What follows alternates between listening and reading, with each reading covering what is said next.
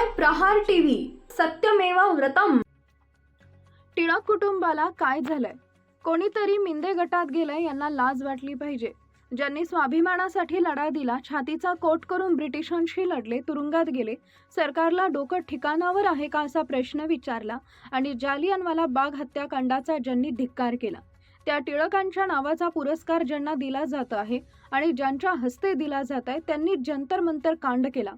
जालियनवाला नंतर जर देशात कांड घडला असेल तर तो जंतर मंतर कांड आहे। जनरल डायर नंतर जनरल कायर अमित शाह आहे, त्यांच्या हस्ते पुरस्कार द्यायला लाज नाही वाटत असा संताप संजय राऊतांनी व्यक्त केलाय। यावेळी त्यांनी पुन्हा एकदा अमित शाह यांच्या राजीनाम्याची मागणी केली। अमित शाह रात्रीच्या अंधारात आले, त्यांच्या विरोधात आंदोलन करायला लोकांना वेळ लागलाय का? त्यांचे हात मुलांच्या रक्तानं माखलेले आहेत। खरं तर त्यांना पदावर राहण्याचा अधिकार नाहीये।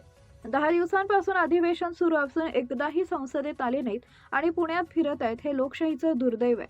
पेपर लीक बिलावर चर्चा सुरू असून पेपर फुटीसाठी गृह मंत्रालय जबाबदार आहे। या उलट मुलं रस्त्यावर न्याय मागायला उतरले तेव्हा खिळे लावलेल्या लाठ्या, पॅलेट गन चालवले। जेव्हा या विषयावर चर्चा सुरू झाली तेव्हा संसदेतून पळून गेले। हे नैतिक अधपतन आहे आणि डरपोकपणाचा कळस आहे, अशी टीका संजय राऊतांनी केली आहे। भाजपाचे पुण्यातील लोक त्यांचं काय संरक्षण करणार? भविष्यात तुम्हाला संरक्षणाची गरज आहे म्हणून तर तुम्ही अमित शहा पळत आहात, असंही ते म्हणाले। वंदे मातरम विधेयकावरील चर्चेला अनुपस्थित राहण्यावरूनही त्यांनी मोदी अमित शहा यांच्यावर टीका केली। त्यांनी राजीनामा द्यावा अशी मागणीही त्यांनी केली। ते नेमके असतात कुठे, हे काय कांड करत असतात असा प्रश्नही विचारला। भाजपाचे कार्यकर्ते म्हणतात, अमित शहांच्या विरोधात आंदोलन करणाऱ्यांना उत्तर देणार, तुमच्यात हिंसा करण्याचा दम आहेत का तुमच्यात?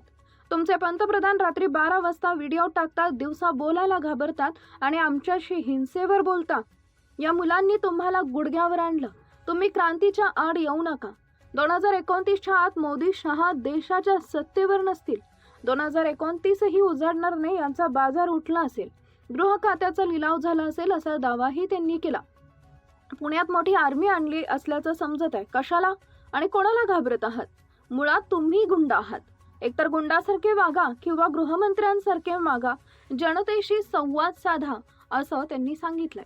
नरेंद्र मोदींच्या व्हिडिओवरून टीका करताना ते म्हणाले की ही त्यांची आणखी एक शरणागती आहे। मुळात मुलांनी माफी मागितलेली नाही, आम्ही कुणी मागितली नाही। चुकलो असं कुणी म्हणाल का? ही अवदसा आठवते कशी? हे भ्रमिष्ट झालेत। या देशाचे पंतप्रधान गृहमंत्री भुरकटलेत, त्यांनी सल्लागार बदलायला हवे आहेत, त्यांची मानसिक स्थितीच ठीक नाहीये। माफ करायचंय तर मग विद्यार्थ्यांचं चारित्र्य का तपासलं जातंय? चंद्रकांत पाटील दगडावरचे ठसे पाहत आहेत, त्यांना अमित शहा यांनी दगड गोळा करायला सांगितलंय।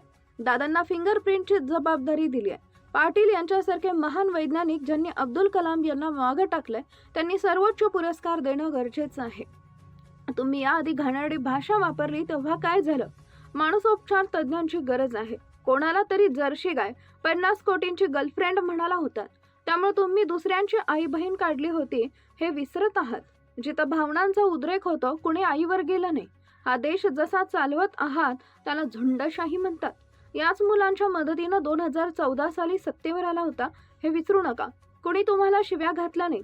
राजकर्त्याला लायकीप्रमाणे राहावं लागतं। आमचा पक्ष फोडला तेव्हा काही वाटलं नाही। महाराष्ट्रातील जनता रोज शिव्या घालतीये, असं त्यांनी सुनावलंय।